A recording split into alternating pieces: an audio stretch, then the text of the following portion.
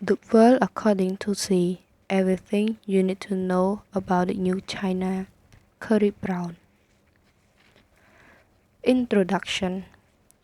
On 18 October 2017, Xi Jinping stood up in the Great Hall of the People in Beijing as Party Secretary of the Communist Party of China to deliver the political report on behalf of the Central Committee to the delegates of the 19th Party Congress. The hall was full. On his left and right sat Jiang Zemin and Hu Jintao, the former holders of the position he now fills. His speech lasted 3 hours and 23 minutes. This was a mammoth oration, even for a country which doesn't pressure its high-level officials to watch the clock while speaking. His address referred to the great mission his nation had embarked on. To be rejuvenated, to be a major power, perhaps the major power of the modern era. It was in many ways a fitting commemoration of the country's remarkable resurrection, a country which, winning living memory, had experienced famine, international and civil war, revolution, and endless political power struggles and distractions. Finally, the promise given by the founding leaders of the Communist Party in 1949, when the People's Republic had been founded, to have China's dignity restored to it after a century of victimization and bullying by others and allow the Chinese people to stand tall, was coming to pass.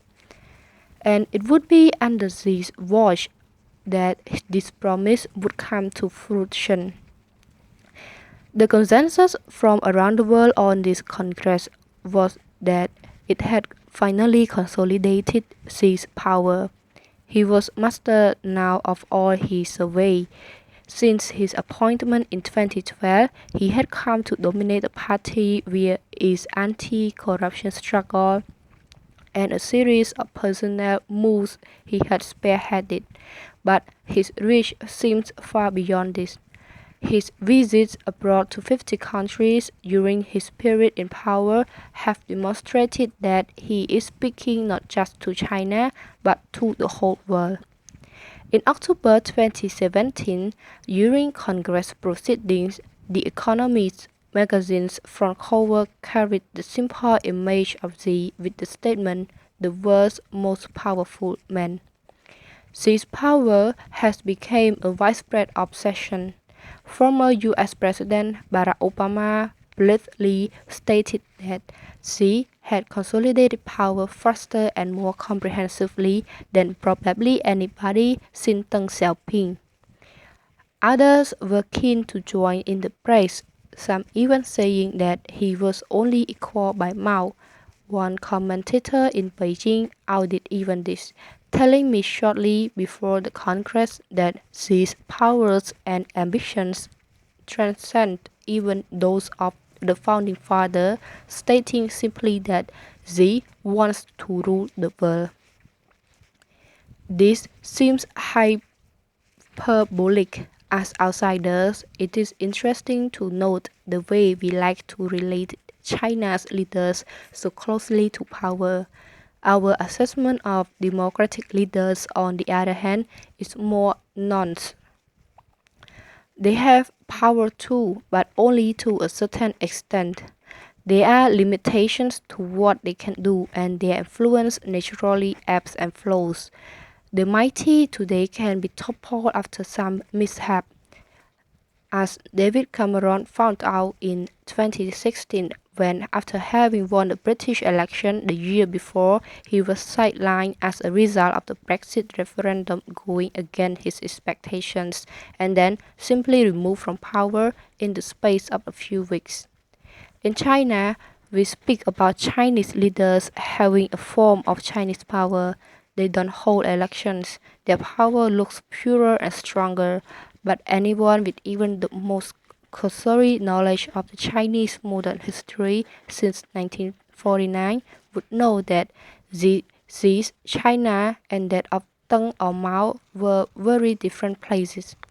Mao Zedong, leading a marginalized and divided guerrilla force, became ruler of the world's third largest country in the terms of territory and was instrumental in campaigns and acts of war for 2 decades. He was present with about a dozen other people at the first ever Congress in 1921. Mao's rise was on the back of violence, bloodshed, and strife in a society decimated by civil and international war. From 1949 until 1976, despite many ups and downs, he maintained his political dominance, never seriously threatened by any contender simply because of his status as the victor of the battles of the past. Deng Xiaoping had a different suite of attributes, but his impact might be judged by historians to have been ever greater. Taking control of China brought to its knees by Mao's economic illiteracy and love of the class struggle and mass campaign. Deng miraculously turned the whole country around, adopting ideas that like foreign capital investment, a domestic market, and entrepreneurialism, all of which had been anathema under Mao. His influence was never through a formal position of power, however. After 1979, after 1978, for instance, he was never president nor party secretary, although he maintained leadership of the military until 1989. He simply had the political capital and credibility to make sure others follow his lead.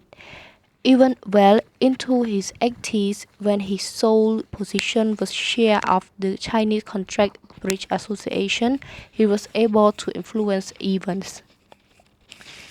In many ways, the China of today is the creation of Mao and Deng. Mao, who through brute use of violence and force gained power from the communists, and Deng, who reshaped the country and party secretary so that China becomes sustainable. These two leaders trade the track along with the country now travels. What links them despite their manifold differences is that they were both nationalist leaders who believed in a strong, modernized, powerful China that would never again to be a victim of foreign aggression and humiliation. There were significant differences, however, in how they wanted to achieve this aim. This commitment to national greatness is still important in today's China. In this nationalist context, Xi Jinping's power can best to be seen as on a continuum with his predecessor power. He is following a tradition they set up, delivering the great nation Mao promised, largely in the way that Deng made clear would be most successful through a focus on material power. In his own statement, Xi has gone out of his way to stress this continuity, accepting that he is simply the most recent iteration of this great tradition. His power is the power of this tradition, derived from the story first told in 1949 of the mission to ensure that Chinese people would have a voice and would never be forced to remain silent again. The hardest thing to understand about power in this context is that it is an attribute of a system rather than of a person. The person plays the tune, but others have all contributed to its composition. Were there no tune, there would be nothing to play. Were there no party, or had there been no Mao or Deng, then there would be nothing.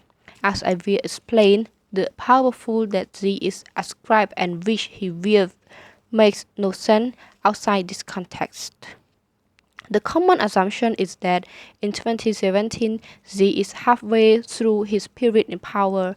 There are reasons to think that he may stay longer than this, and they will be looked at later. But this short book aims to give a halfway report. I will attempt to unpack some of the things that make Xi noteworthy.